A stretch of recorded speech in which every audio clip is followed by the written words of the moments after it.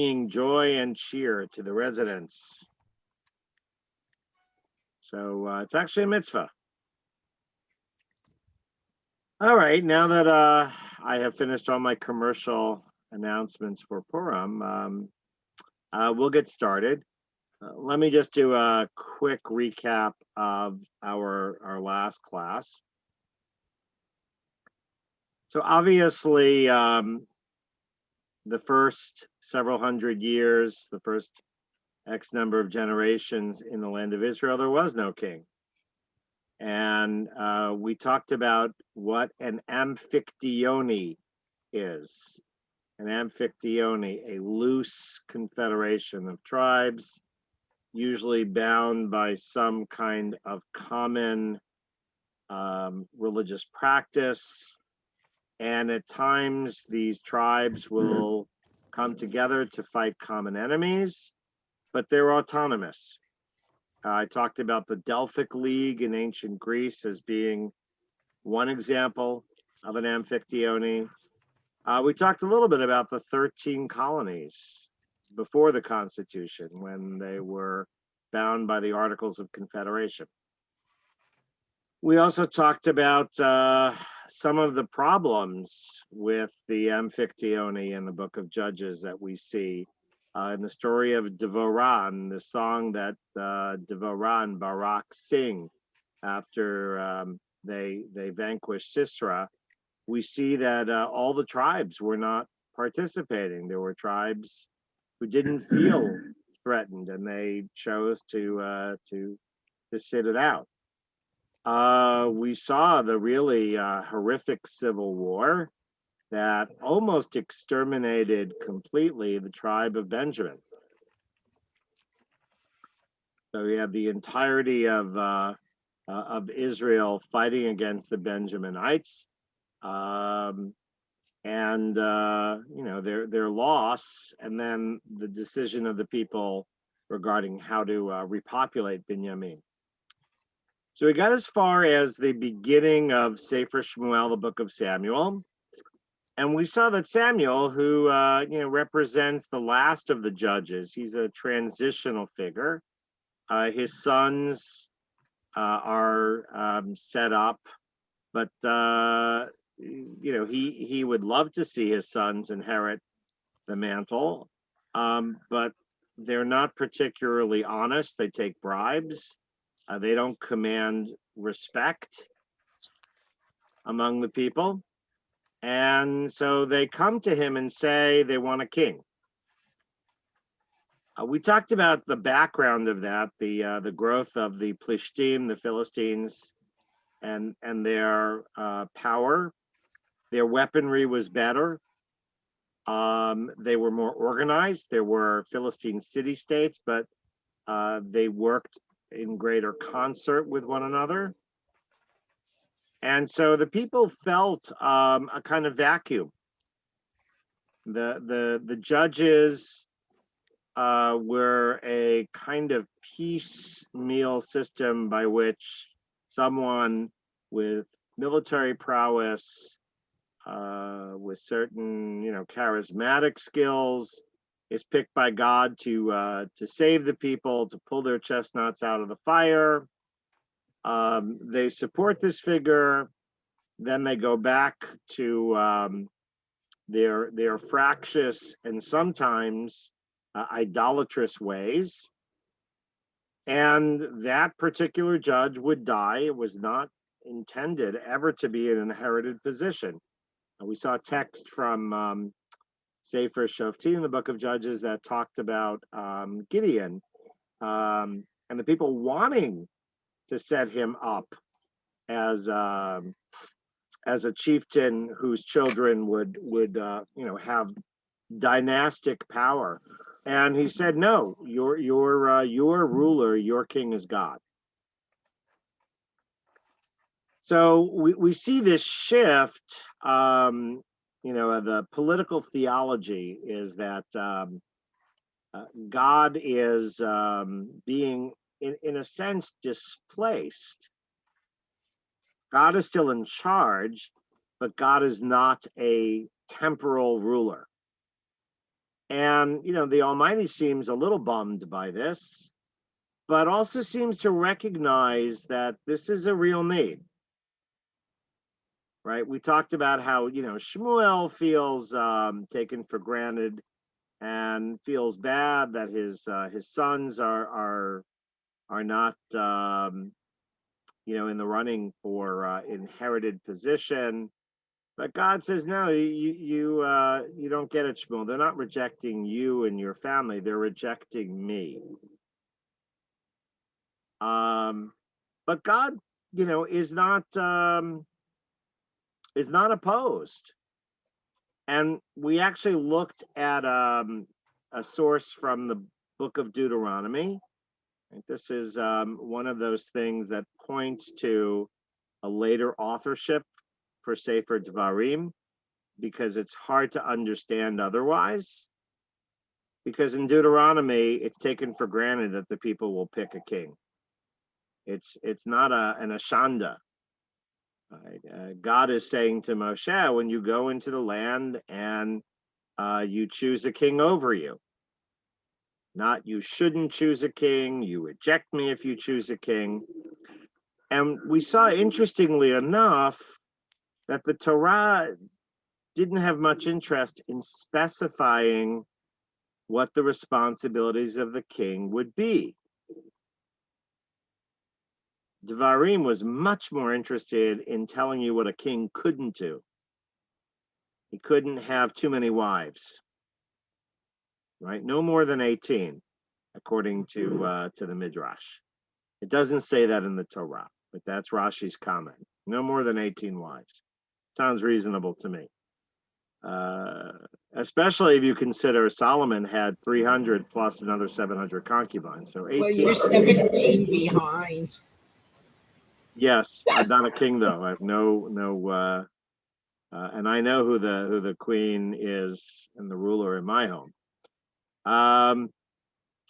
So in any event, don't have too many wives. Don't have too many horses. Don't have too much material wealth. Don't send back to Egypt to procure horses.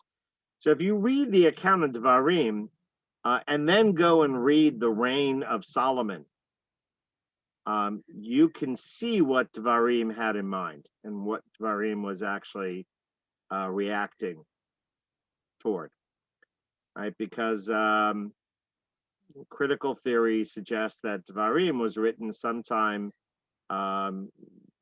during, prior to Jeremiah, but sometime in the late Davidic period. And Shlomo is a great example of all of the excesses of which Deuteronomy speaks. The only positive thing, the positive commandment that a king must perform is to have a copy of this teaching, this Torah, which doesn't mean the Torah in its entirety. In context, it's referring to Deuteronomy, to have it written for him, or he should write it for himself, and to keep it near.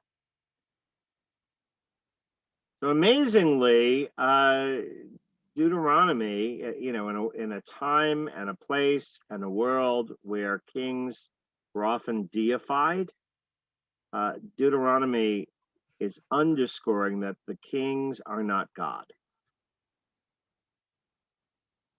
So Israel, in the period that we were reading about in Samuel, goes from God is the king to we now have a flesh and blood king, but the king is not God. And that's very important. And we'll see that in the story of Saul, which is one of the strangest coronation stories. That's what we're going to get tonight. How Saul actually gets to be king. So we kind of set the stage last time. The people are ripe for a king. God, through Shmuel, warns the people that a king isn't all hunky-dory, But hey, if that's what they want, give them a king. Shmuel sends the people home. The end of chapter 8 of 1 Samuel. He doesn't say, okay, give me a week, or ta-da, here's your king. Okay, so we're going to see a rather interesting story about how Saul, of all people, becomes king. And keep in mind, he's from the tribe of Benjamin. And keep in mind, he's also from the very place, Givah, where all the trouble started at the end of Judges regarding the civil war. So we'll talk about whether that's significant or not, as we move ahead. All right, so let me just stop here for a moment. And I want to, I'll ask folks to unmute, and I'll ask you this question. If the text we're about to read is a call to leadership text, which is what it is, give me a couple of other examples from the Tanakh with, call to leadership texts. Moses. Okay, what about Moshe's? What can you tell me about Moshe's call to leadership? God calls him a burning bush. All right. Is he, is he excited? Not particularly. No, he argues very much against God. Absolutely. Please, no. I can't do it. I'm not qualified. All right. God doesn't give Moshe much choice. What what human aegis is involved in Moshe's appointment as the leader? Aaron? What? Was it Aaron? No. Well, not in terms of his appointment. Aaron is his sidekick, and he goes and helps represent Moshe, because Moshe is afraid that because of his speech impediment, he won't be very impressive. So Aharon is kind of an interpreter. I always think of that scene in Woody Allen's Bananas, where he gets off the plane and says, "I'm really happy to be here." He's the president of a banana republic somewhere in Latin America. So he says, "Yeah, I'm really happy to visit your country." And the interpreter goes, "He say, he very, very happy to visit your country." So that's Aharon's role. He translates. Okay, another call to leadership text.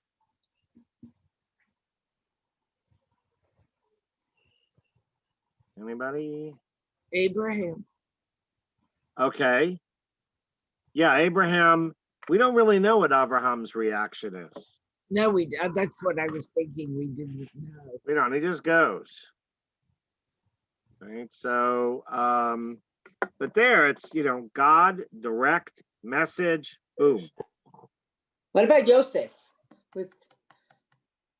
Interesting. When there really isn't, a call to leadership text in the same way with Yosef. True. I mean, you get some, intimations through the dreams that he's going to be playing an important role.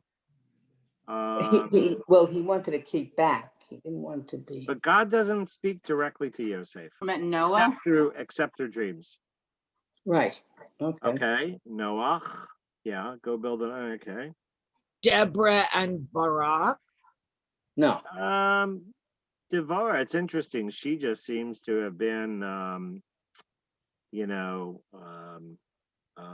badass on her own. I was going to say. Yeah, she doesn't, she's already a woman of reputation. And in fact, Barak won't go to war without her. It's interesting. That was his condition. I won't go unless you come with me. So. Well, she was going to lead the army. That was smart. Let's take one more. Jonah? Jonah? Okay, that's an unusual one. Yeah, Jonah for sure. Um, No, he wouldn't. but he's sort of like the anti-leader. Yes. Not even, I mean, he ironically teaches us by running or trying to run away from Why everything did you God pick asked me? him. Why did you pick me? Why did you? Well, he doesn't ask God why. You know, he doesn't ask God why God picks him. He says, "I just don't want it." No, had thank you. it. Right. So one of the things that we do see is a reluctance, right? And that's very true of all the prophets as well. There is a call to prophecy, like with Yirmiyahu, Mm. and God says, you know, and Jeremiah says, you know, I don't want it, and you don't blame Jeremiah. He has a miserable life. All right, so I just keep that in the back of your heads as we look through the text with Saul. Just go back and, you know, compare and contrast how Shaul is selected as a king. Okay, I'm assuming that not everybody necessarily has a Tanakh in front of them. I can very easily just put it on the screen. You won't see each other in the same way, but that's okay. We'll get back to, let's see.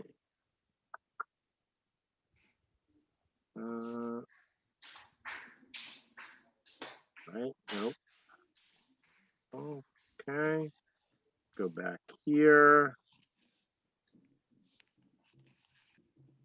Okay. Now back into Zoom. All right, now I can do the screen share.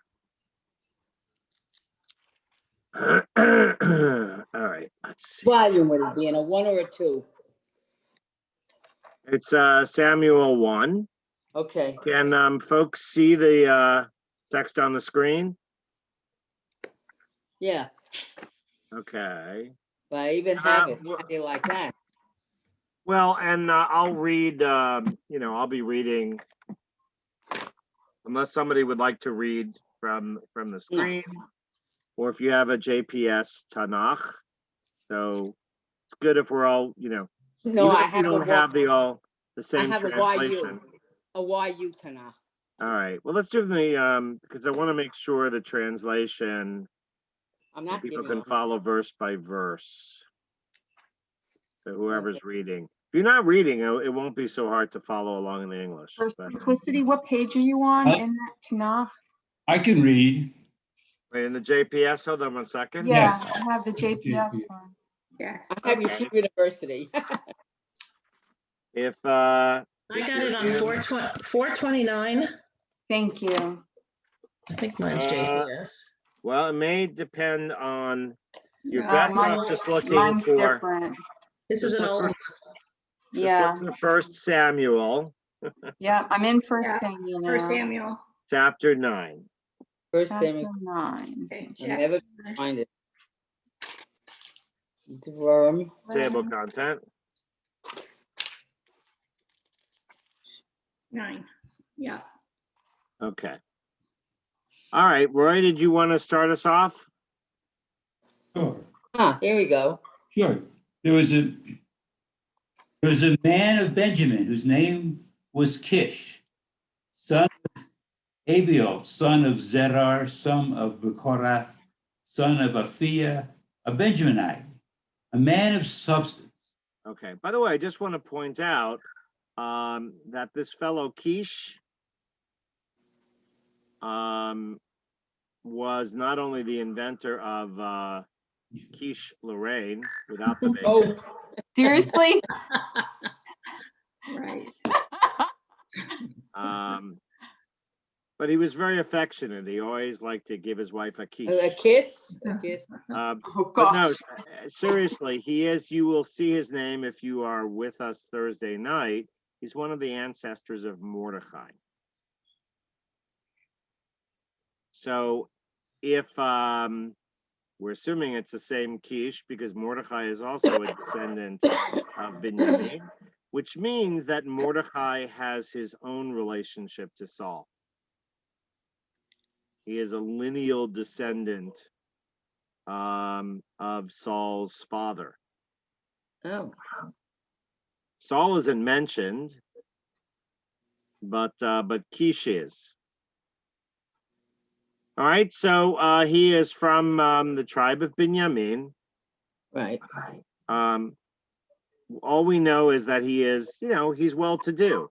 He's well off. All right, keep going. Verse 2, he being Kish, had a son whose name was Saul, Correct. an excellent young man. No one among the Israelites was handsomer than he. He was a head taller than any of the people. All right, now keep in mind that the Tanakh almost never gives you a physical description. True. There are a few places. We know that David was good looking.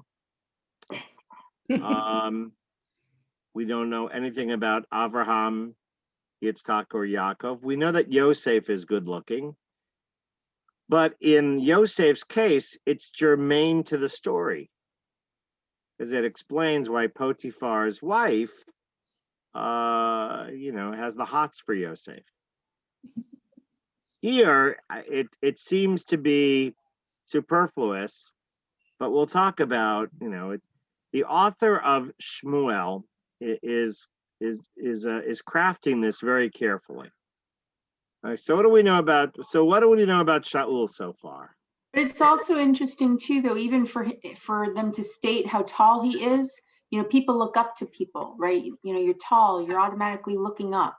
So it's almost like a figurative as much as it is real, right?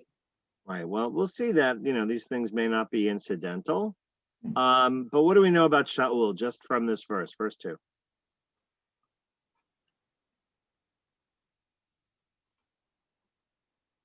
He's a great guy. He's right. Bachur, Bachur Vatov. Okay. Yeah, he's a good guy. He's a good fellow. Does it say he's wise? No. No. Does it say that he's charismatic? No, he's just Mitzion. Well, no, he's a good guy. Yeah, he's a looker, dark, tall, and handsome. Right? Or tall, dark, and handsome, I guess is the order. Right? He's a head taller than any of the people. All right. So that's all we know so far. Now, go ahead, Roy, if you want to read a couple more verses. Once the asses of Saul's father Kish went astray, and Kish said to his son Saul, "Take along one of the servants and go out and look for the asses." Right? He Saul passed into the hill country of Ephraim. He crossed the district of Shalisha, but they did not find them. They passed through the district of Shalim. They were not there.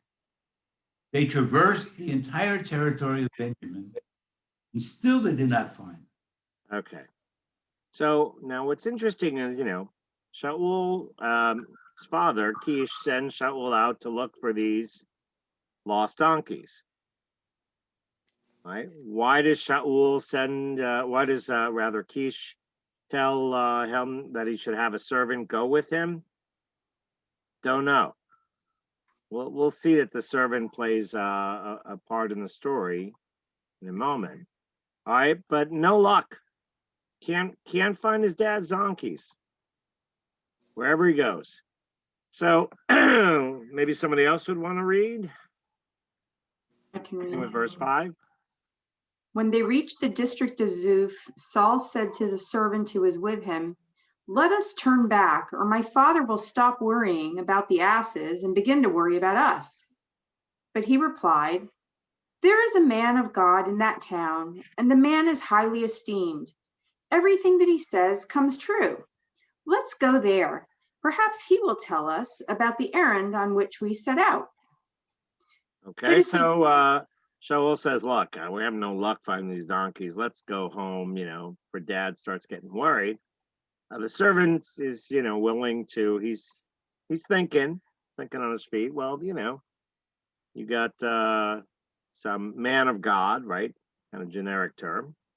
But, some guy with some prophetic skill, insight. Maybe he can help us find out where the donkeys went. All right. So they go into, okay, sounds good. All right, what happens now? But if Verse we go, Saul said to his servant, what can we bring the man? For the food in our bags is all gone, and there's nothing we can bring to the man of God as a present. What have we got? Okay. The servant answered Saul again, I happen to have a quarter shekel of silver. I can give that to the man of God, and he will tell us about our errand. All right. So how does this story shape up so far? The servant is the one that has the money. That's what- Okay. All right. Oh, Shaul is not carrying the money. Maybe yeah. that is why the Kish sent the servant along. My son is maybe a little bit of I don't know, a Schlemazel. I don't know. I don't want to plant any ideas, but the servant seems to have all the ideas here. All right. And so, yeah, let's go to the man. But we don't have, you're supposed to bring some kind of gift, right? You pay to play. You want to find out where your donkeys are, you gotta, but the servant is carrying the cash. Okay. Let's go to verse 9. So formerly in Israel, when a man went to inquire of God, he would say, come, let us go to the seer, for the prophet of today was formerly called a seer. Interesting. But that's, we won't, go there. Keep going. All right. Saul said to his servant, a good idea, let's go. And they went to the town where the man of God lived. Okay. All right. Somebody else want to pick up verse 11? Wanna do it? Okay. Go ahead. As they were climbing the ascent to the town, they met some girls coming out to draw water. And they asked them, is the seer in town? Yes, they replied. He is up there ahead of you. Hurry, for he has just come to the town because the people have a sacrifice at the shrine today. As soon as you enter the town, you will find him before he goes up to the shrine to eat. The people will not eat until he comes, for he must first bless the sacrifice, and only then will the guests eat. Go up at once, for you will find him right away. Okay. All right. So Let's they- keep going. So they went up to the town. So they went up to the town, and as they were entering the town, Samuel came out toward them on his way up to the shrine. So now we see who the seer is. Okay. All right. Now, okay. Okay. Keep going. Now the day before Saul came, the Lord had revealed the following to Samuel. At this time tomorrow, I will send a man to you from the territory of Benjamin, and you shall anoint him ruler of my people Israel. He will deliver my people from the hands of the Philistines, for I have taken note of my people. Their outcry has come to me. Oh All my right. goodness. How All did right. So God says, hey, there's going to be a guy who comes around, around this time tomorrow, and you're going to anoint him as king. All So right. Saul was in search of his lost asses, That's right. Who was, following the looking for direction lost of his donkeys. servant. Right. By the way, keep in mind, I want to read it. Dan, did you have a comment or? as we go through this, I would like to know more about this servant who has this perspicacity of the events. The servant has helped make this all happen. I'm seeing this savant in hidden wraps that the brains of the operation is not Saul, it's the servant, another plant to make this happen. No. Yes, Uh-uh. Just a thought. yes. An angel. No. Okay. Although, yes. But Not really. well, again, let's hold off for this a second. Let's see what happens next. Somebody want to pick up with verse 18? Oh, verse 17. Okay. I'll read it. As soon as Samuel saw Saul, the Lord declared to him, "This is the man that I told you would govern my people." Saul approached Samuel inside the gate and said to him, "Tell me, please, where is the house of the seer?" And Samuel answered Saul, "I am the seer. Okay, Go up let's stop ahead here of for a me." second. All right. So interestingly, it seems that Saul has no idea who Shmuel is. Right, right.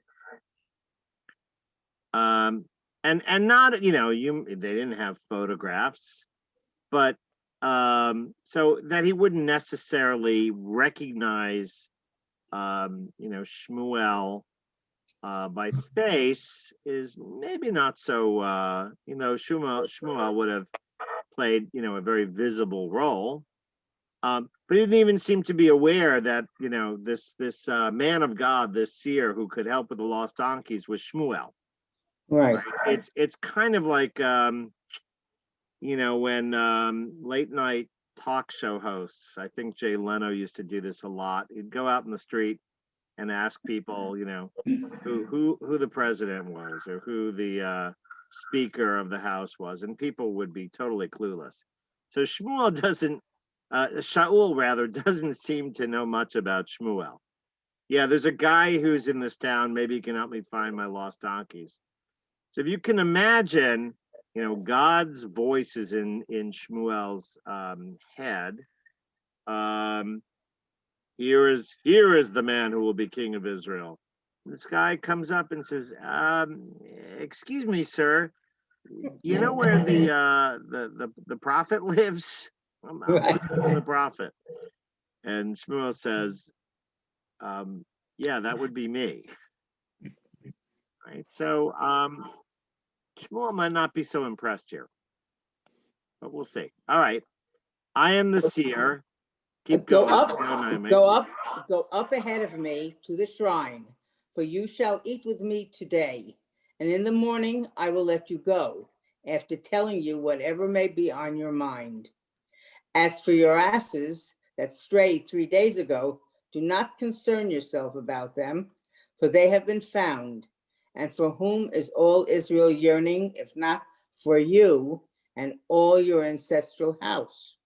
So, All right. So it's just like, what? Right. What? I'm looking for donkeys. What do you mean Israel is?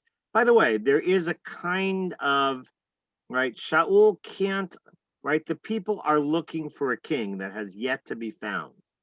This is Right. hilarious. I'm sorry. Shaul is looking for donkeys that have yet to be found, at least by Shaul. But Shmuel is saying, don't worry about it. Your donkeys are found. Yeah. And maybe Israel has found, its donkey. I mean, its king. It's actually appropriate because, God's a little bit pissed off that Israel wants a king. And Well, he's already yeah, their but king. I don't think God is gonna No. It is funny though. right. It does remind me a little bit. And I'm sorry for all these references to movies and pop culture, but a little bit. If you remember Blazing Saddles, yes. Yes. Cleavon Little gets to be the sheriff of the town, which nobody wants. A black sheriff, but turns out that it was a very good pick for them. But right now, Shaul is looking.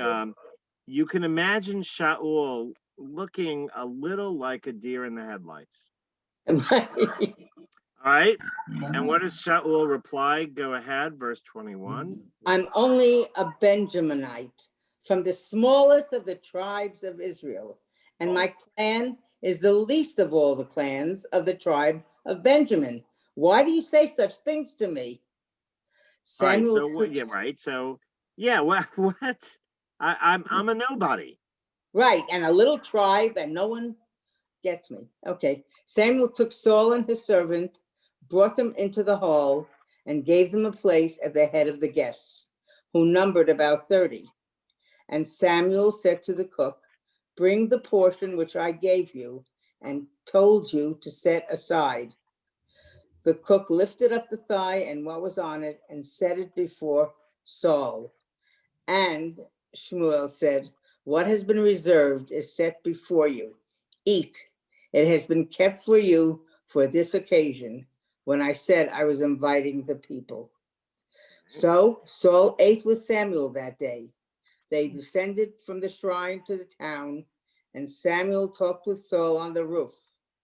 Early at the break of day, Samuel called to Saul on the roof, get up and I will send you off. Saul arose and the two of them, Samuel and he went outside.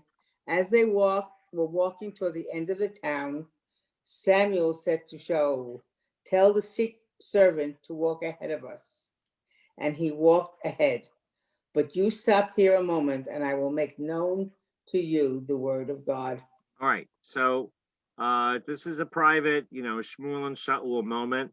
He sends the servant to walk, ahead of them. So he's not Right. there. All right. And this is where chapter 10 starts. Go ahead. Let's just read verse 1 in a moment. Samuel took a flask of oil and poured some on Saul's head and kissed him and said, the Lord herewith anoints you ruler over his own people. Wow. Okay. So this is essentially his coronation. Correct. He has been anointed, right? Which is a sign of divine selection. We anoint kings. David will be anointed by Saul. I'm sorry, by Shmuel later on. We anoint priests, Kohanim. By the way, the even today in the British monarchy. Yes. Yeah, if you saw, the Crown show about Elizabeth, she is anointed, and it's based on the ancient Israelite ceremony. But in any event, so is this an impressive coronation? Buckingham Palace?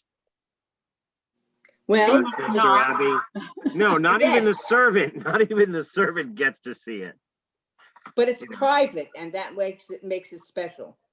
Well, Oh, it's private, okay. which means that Or- nobody else knows about it. Or Shmuel still has his doubts. So he's Okay. going to keep this private for now, because if this guy turns out to be a schmo and Then backfires, I can move on.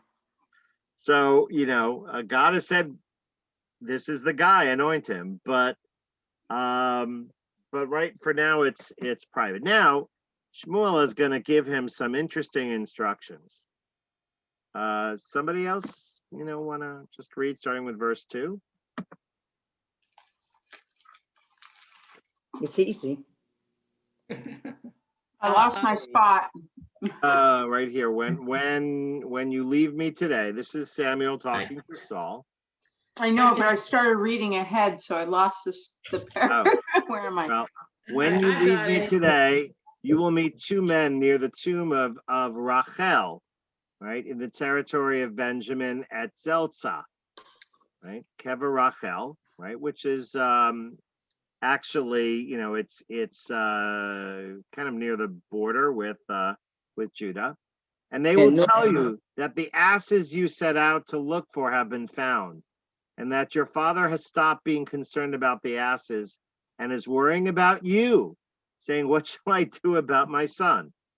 All right, so the first thing you're going to do is you're going to find some guys. They're going to come to you and say, your dad's worrying about you. but the donkeys are fine. You better call him. Right. Meanwhile, yeah, and this is now the king of Israel. We're Right. still talking about, donkeys and, all right. You shall pass on from there until you come to the terebinth of Tabor. There you will be met by 3 men making a pilgrimage to God at Bethel. One will be carrying 3 kids, another will be carrying 3 loaves of bread, and the third will be carrying a jar of wine. They will greet you and offer you 2 loaves of bread, which you shall accept. After that, you are to go on to the hill of God, where the Philistine prefects reside. Interesting. And there, as you enter the town, you will encounter a band of prophets coming down from the shrine. Right? And they'll have a band with them, preceded by lyres, timbrels, flutes, and harps. Could be our old, maybe it's A small band. Coltrane. Small band. And they will be speaking in ecstasy. Right? What is that, speaking in ecstasy? Probably singing. Well, speaking in ecstasy is speaking in tongues. Oh, okay. Okay, whoops. Okay. They'll be speaking in ecstasy and okay. The Spirit of the Lord will grip you and you will speak in ecstasy along with them. You will become another man. You'll have, some sort of spiritual Awakening. Seizure, something, Something. you're going to be rolling and convulsing along with them. Right?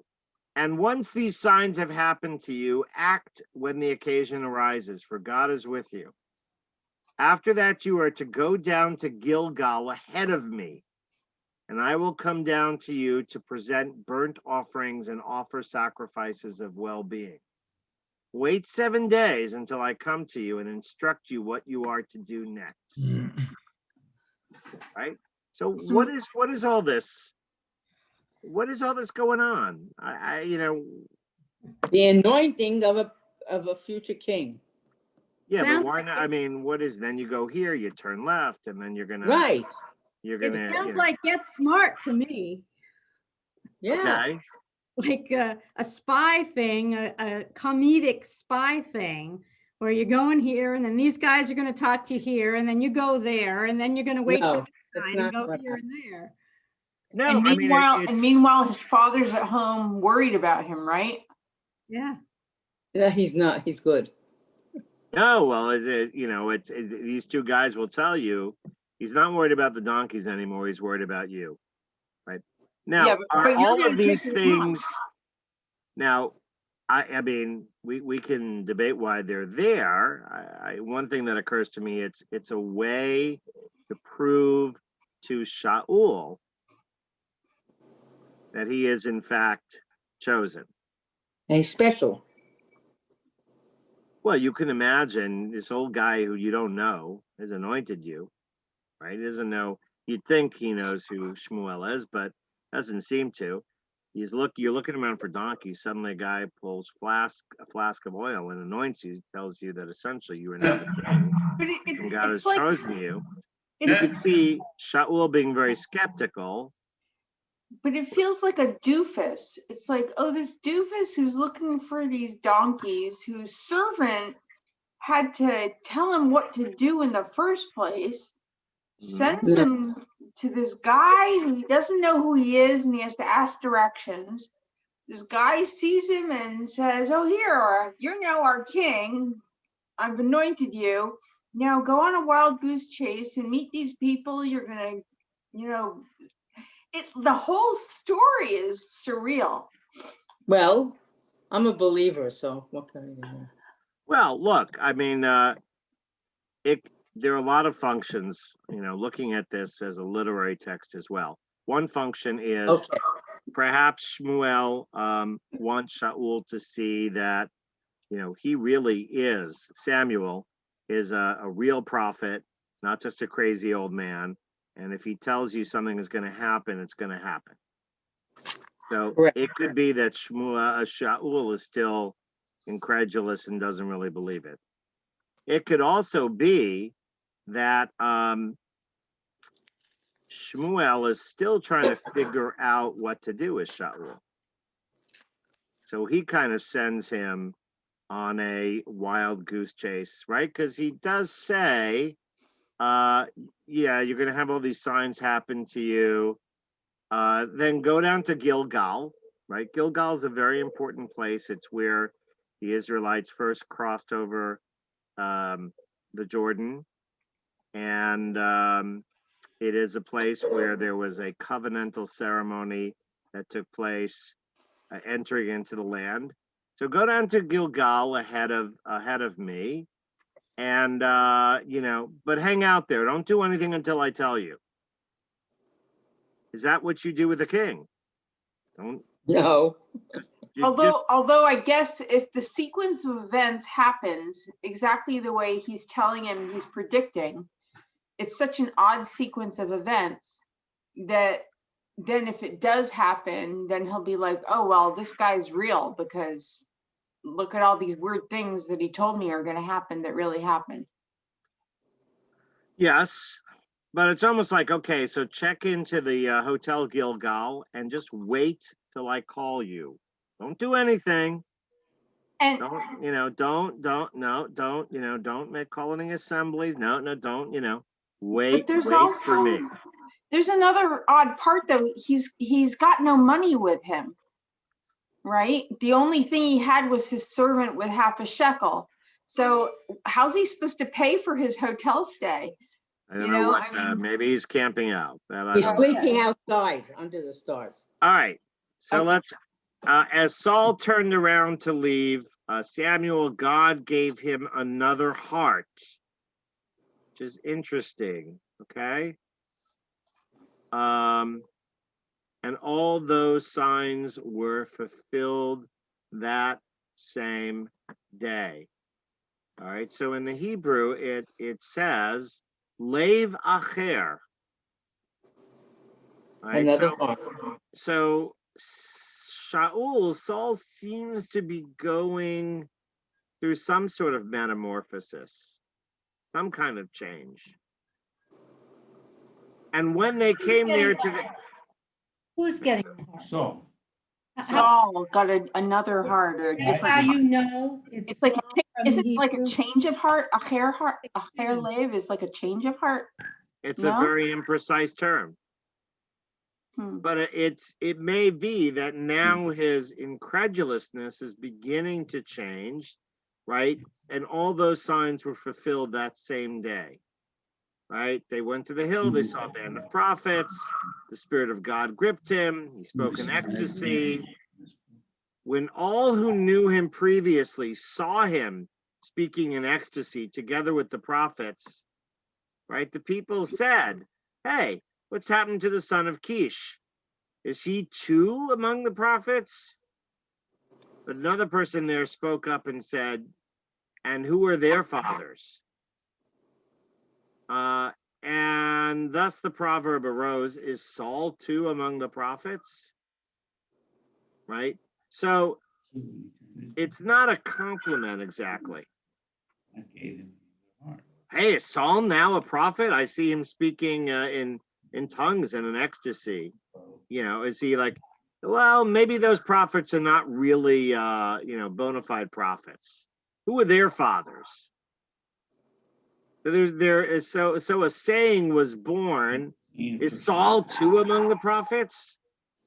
Right? That's like saying He's a little bit. like, what are you? You a prophet now?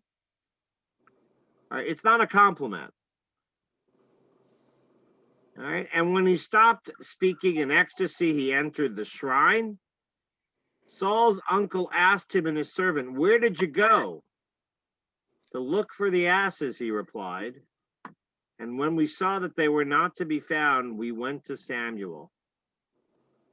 Tell me, said Saul's uncle, what did Samuel say to you? And Saul answered his uncle, he just told us that the asses had been found. But he did not tell him anything of what Samuel had said about the king. Right? So there is a kind of correlation. Well, we'll talk about the donkeys, in a moment, but I just want to get through the end of this chapter so we can sort of, pick it apart a little before we call it a night. I like making fun of All right, Samuel summoned the people, and he said to them, "Thus said the Lord, the God of Israel, I brought Israel out of Egypt. I delivered you from the hands of the Egyptians." Right, the big speech. All the kingdoms that oppressed you. Now God is harping back on, but today you have rejected your God who delivered you from all your troubles and calamities, for you said, "No, set up a king over us." Now station yourselves before the Lord by your tribes and clans. Drum roll. Samuel brought forward each of the tribes of Israel. Right, so they do a lottery. Right, keep in mind this will also play, the role of a lottery, and in Purim. So the Benjaminites seem to right. So the lottery falls on Benjamin. Then Samuel brought forward the tribe of Benjamin, its clans. The clan of the Matrites was indicated. Then Saul, son of Kish, was indicated. Ah, here's your king, bum, ba, ba, ba, ba, ba, ba, the blare of trumpets. But he was not to be found. Where's Saul? They inquired of the Lord again, "Has anyone else come here?" And the Lord replied, "Yes, he is hiding among the baggage." Where is Shaul? Is hiding. No. He's in the coat room. He's in the luggage room. Oh my goodness. All right, he's not standing, "I am here and I am prepared to serve." He's in with the suitcases. Right? Why? God knows. Maybe he's still looking for the donkeys. Or maybe he's just like, he has just had a, oh my God, an OMG, do I really want this? And I'm going to hide. You might be overwhelmed. Oh, I'm sure. So they ran over and brought him there. Right? And when he took his place among the people, he stood a head taller than all the people. Right? They couldn't hide. And Samuel said to the people, do you see the one whom the Lord has chosen? There is none like him among all the people. Is that a compliment? Oh my goodness. All right. That's like saying, do you like my artwork? There's nothing like it that I've ever seen. Right? Do you see the one that God has chosen? Right? Rhetorical question. Yes, there he is. And I can tell you that there's no one like him. And all the people acclaimed him, shouting, "Long live the king." Right? Samuel expounded to the people the rules of the monarchy, recorded them in a document which he deposited before the Lord. Samuel sent the people back to their home. Shaul also went home to Giv'ah. He went back to his home. He went home, his father's house, accompanied by upstanding men whose hearts God had touched. All right, so he has an entourage. But some scoundrel said, "How can this fellow save us?" So they scorned him and brought him no gift. But he pretended not to mind. So this is a very different story than God's call to Moshe or Abraham or even Jonah. All the other ones were inspiring. This one is like about as uninspiring as it gets. No. It's more than uninspiring. It's mean. It's meanness. It Yeah. is not. Take It is someone like nothing. this and you make fun of him and you put him up for humiliation. Right. I don't see anything in this. I don't see any redeeming qualities in this. And to say that, yes, God and Samuel's making fun. What kind of prophet are you? What kind of person are you? and God is going to pick this person. It's just cruel. Very. Okay. Well, we'll see that, you know, people have a way of growing into their Yep. roles as Yes. well. But, and we'll see that that seems to be Shaul's case. Let's, you know, this is certainly not the kind of text you would have expected for the coronation of Israel's first king. No. But But wasn't one of the deals, we talked about it, I think last time, that God was concerned that the king would become God? That's Yeah. how they looked at kings were gods. And here's somebody that is being presented as anything but. Like, Right. this is totally somebody that's not going to be a god, not going to be seen as a god. He's kind of being laughed at. But that's also part of what's surprising. Like for the people that acclaimed him, like, oh, he's our king. And you're like, how can you look up to that person? Like, did anybody even, got excited about it? Is kind of blows my mind. well,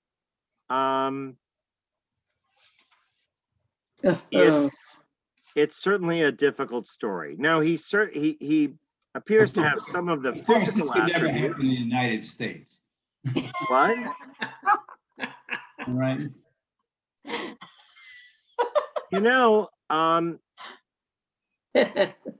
want to phrase this carefully, but some of the people, who became president were highly unlikely. And, some of those who one would have expected to be very good presidents on the basis of experience were not. And others who one expected not to be good presidents were not. And there were still others who,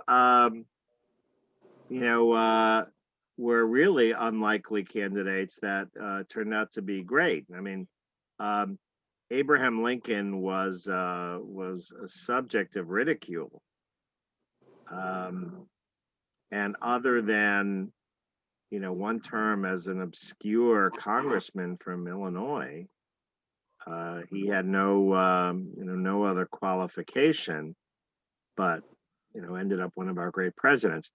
I do think one of the messages here is that God's role in choosing who will become the leader, God plays a role in this.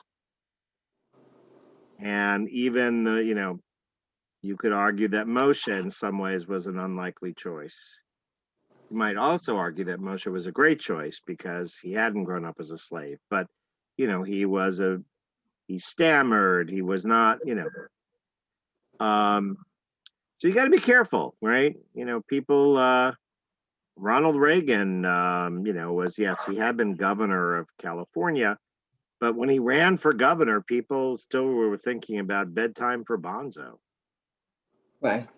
I remember, when Reagan was elected, people were showing clips of the movie and making jokes. And so, but clearly there is something going on here. I mean, if you had to create a character study of the young Saul based on these two chapters, how would you describe him?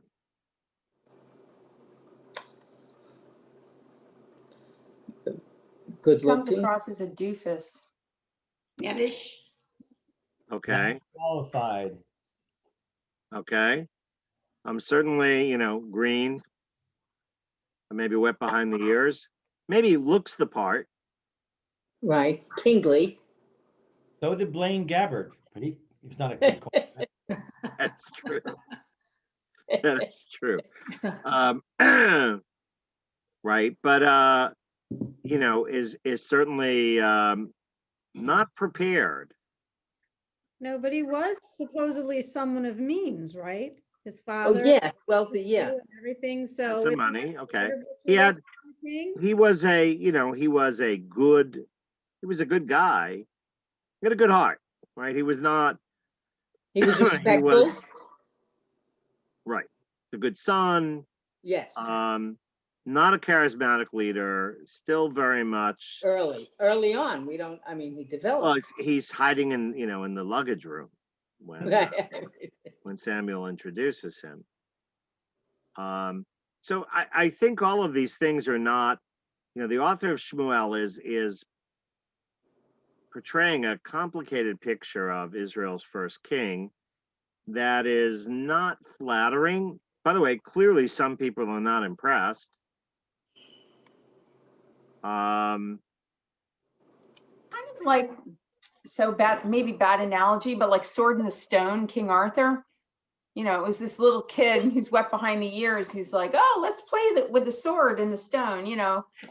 That's how it kind of comes across. It's like this total innocent who you don't know what that person's made of. Right, he's developing. Mm-hmm. Do we know how old he is at this point? No. He's young. He's But young. he's Yeah, tall. but we don't, He's a we- shepherd. I mean, he's taking, right. Well, look, I mean, the other thing, we'll come back to this picture of Saul and see to what extent, he changes, or to what extent he echoes some of these qualities as the story unfolds later on. One point I do want to make is that while he's incredulous and says, don't joke with me, what do you mean? I'm from the smallest family. He doesn't say no, right? He doesn't try to fight against destiny. He just said, what? What? Are you kidding? But he doesn't like Moshe or Jeremiah. he didn't He say doesn't that. try to resist Right. the destiny that's thrust upon him. Why do you think the text keeps talking about Saul and his lost donkeys?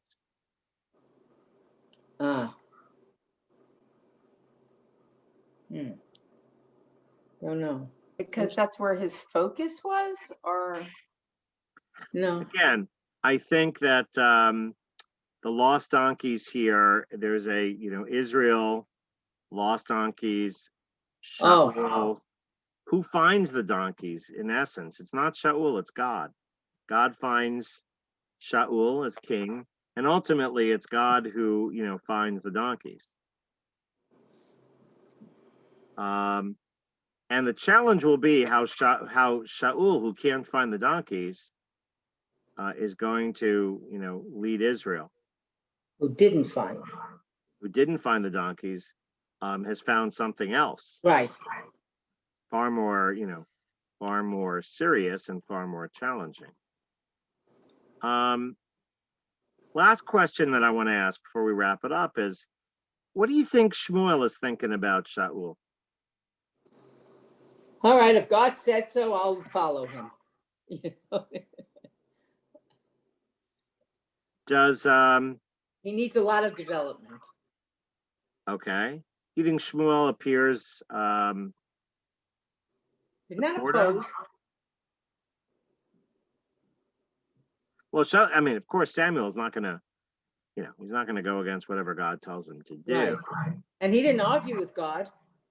No. Do you think Samuel is really enthralled and happy? That, yeah, all right. Right. I know we didn't want a king. No, but- I don't know about that. But Okay. no, but he listens to God because of who God is, and he'll follow him. And if this is his choice, let's see what we could do. So Maybe. one question I'm gonna just put it out Samuel there. still didn't want a king in the first. He didn't want a king in the first place. No, but he went along with it. He wasn't going to be happy with anybody. Well- Okay, that's probably true. Yeah, Probably true.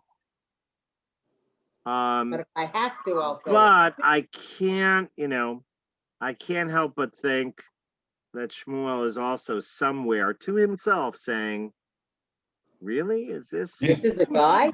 this is better than my sons? Or Right. he's Yeah. And we'll come back to that, because one of the things that I think, not to get too far ahead of ourselves, in the trajectory of Saul's career, we will have to ask ourselves, could Shmuel have been, More supportive. supportive and a better advisor? Yeah. Because it would seem that Shaul is going to need some guidance. Yes. That's right. And we'll see the extent to which he figures things out on his own versus the extent to which he doesn't. But he's eager to succeed. Seems a little overwhelmed.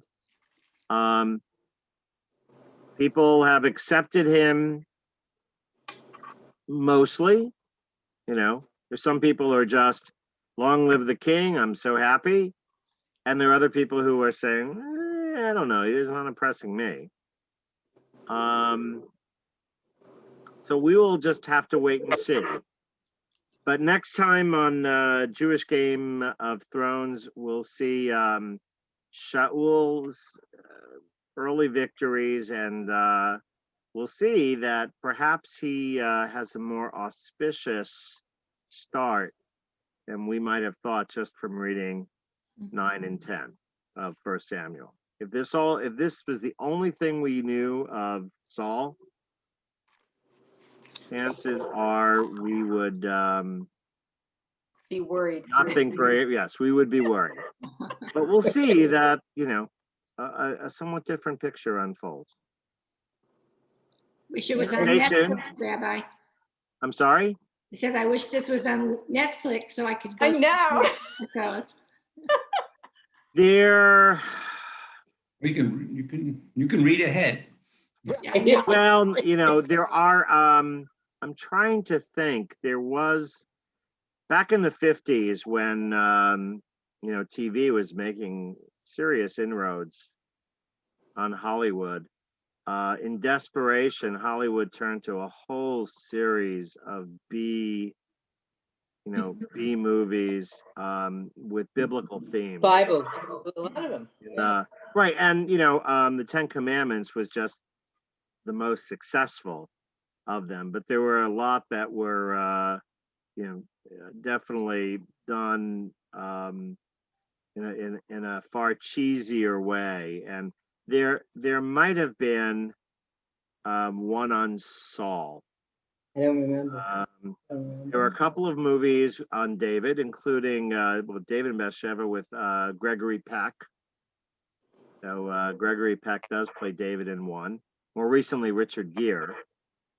I'll have to go back and see about Shmuel. I'll be curious to see the way he is depicted. But we'll also be looking at some classic art, some Renaissance and Baroque period of art, and how Shaul is depicted. But I could find no, and maybe not surprisingly, there are no paintings that I found from any classical artist of Saul and his coronation. Oh, I don't think. One's there. Right. Well, there would have been maybe, donkeys in the background. right. Or Saul, or you could see a pile of bags in the airport, And the lost baggage. luggage, and Shaul crouching behind them. But anyway, thanks for everybody joining us, and see y'all next time, and Yeah. hope you all have a great week. Okay. Thanks, Rabbi. Hey, Happy Purim. Happy Chag Purim. Purim Purim. Sameach. Okay. Chag Purim Sameach. Take care. Bye. Bye. everybody. Bye. I have to get out of here. Let me.